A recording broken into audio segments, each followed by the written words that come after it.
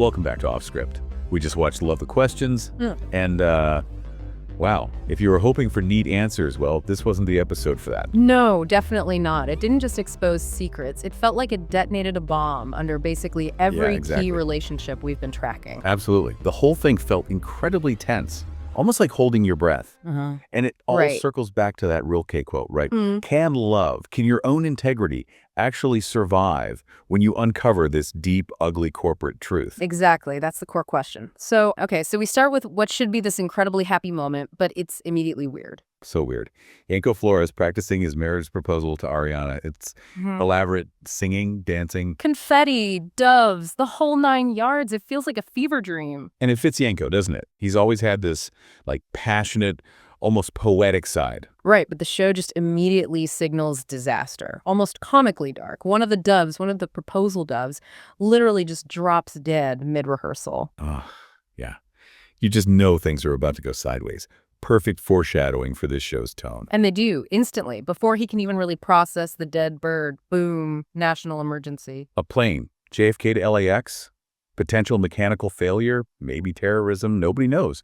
The newsroom just flips to DEFCON 1. And this is the first moment you really, really feel Mia's absence, right? She quit last episode. Well, totally. The team is just scrambling. You can see it. They're disorganized. Mia was such a powerhouse, such a stabilizing force. But it was fascinating watching Alex step back in. Absolutely. Guiding Bradley through her earpiece.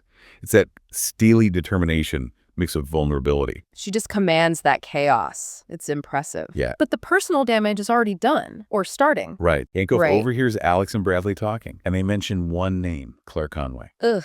Yeah, that one name. And you just see everything sort of crumble in his eyes. And then, like, moments later, Yanko's proposal plan is completely derailed by the emergency. His whole future with Ariana, who seems genuinely lovely and understanding, by the way. Totally. She's trying to be supportive, understanding, even suggests just skipping the TV spectacle and going to City Hall. But he can't move forward. He's paralyzed by Claire Conway. She's not just an old flame. She's tied into that whole network history, Hannah Schoenfeld. It links his personal turmoil right back to the network's original sin, in a way. So the plane crisis eventually ends well, thankfully. Lands safely. Big sigh of relief all around. Yes. And it's kind of the perfect mirror, isn't it? Yeah. Yanko's crisis is rooted in past trauma and guilt, while Bradley's is about to explode because of past corporate corruption. Linked directly to the man she loves, exactly. So Bradley and Chip, who is really becoming her indispensable producer and sort of moral compass here. Yeah, he really is. They're zeroing in on this Wolf River chemical spill story that got buried. And the trail leads them to this guy,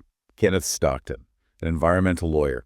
He tried to blow the whistle on UBA leadership back in 2018. But here's where it gets really, really dark. The countermove. Right. In 2019, Eagle News runs this series of stories just shredding Stockton, destroyed his firm, his reputation, just total character assassination. It's brutal. And the most chilling detail, Stockton committed suicide shortly after that smear campaign started. And, get this, the story stopped right after he died. It wasn't just bad press. It was targeted, weaponized journalism designed to silence him. It resulted in his death. Yeah. But then the rest of the network is just a mess of other ethical fires, like Alex dealing with her dad. Right. Martin, played brilliantly by Jeremy Irons, he's completely consumed by this rage over plagiarism claims about a book he wrote like 30 years ago. It's such a tense dynamic. Martin just embodies this kind of pure white male grievance, doesn't he? He really does. But the key thing for Alex here, I think, is the line she draws. Yeah, talk about that. So, okay, Justice tries to basically blackmail her, but she refuses, flat out. She won't trade her professional ethics, even to protect her family. Yeah, she holds the line. Oh, absolutely, because then we pivot right back to Cory Ellison. Right. But you know with Cory, that vulnerability is always strategic. It's a setup. Totally, because then Celine approaches him, and the power just flips instantly. She makes him an offer, $200 million for his company. If he helps her become CEO by giving her dirt on Stella. And Cory, does he look for a less destructive path? No. Reveals that Stella and Miles were having an affair.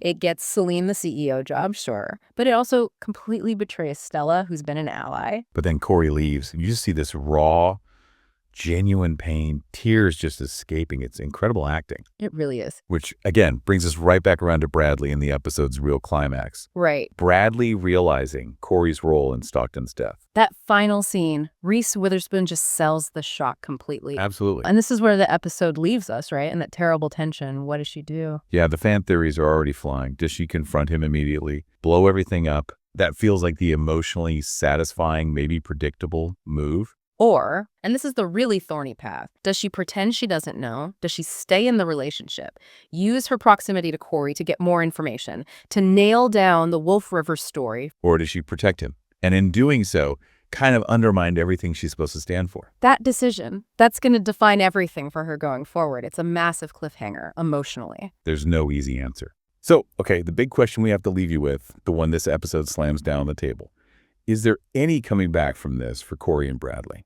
Yeah, can she possibly forgive his direct role in Kenneth Stockton's death? Right. What's next for Yanko? Is Claire going to stick around? And how does this Wolf River revelation blow back on UBN now that we know Cory was behind burying it? Let us know. Drop your wildest theories, your predictions in the comments. We want to hear it all. If you enjoyed this deep dive into all the backstabbing and ethical nightmares, do us a favor, hit that like button, subscribe if you haven't already, so you don't miss our future breakdowns. Yeah, definitely hit that notification bell too. Until next time, keep asking questions. And be careful what you ask, right? In this world, sometimes the truth really can destroy everything you thought you loved. We'll be back soon with another deep dive. See you then.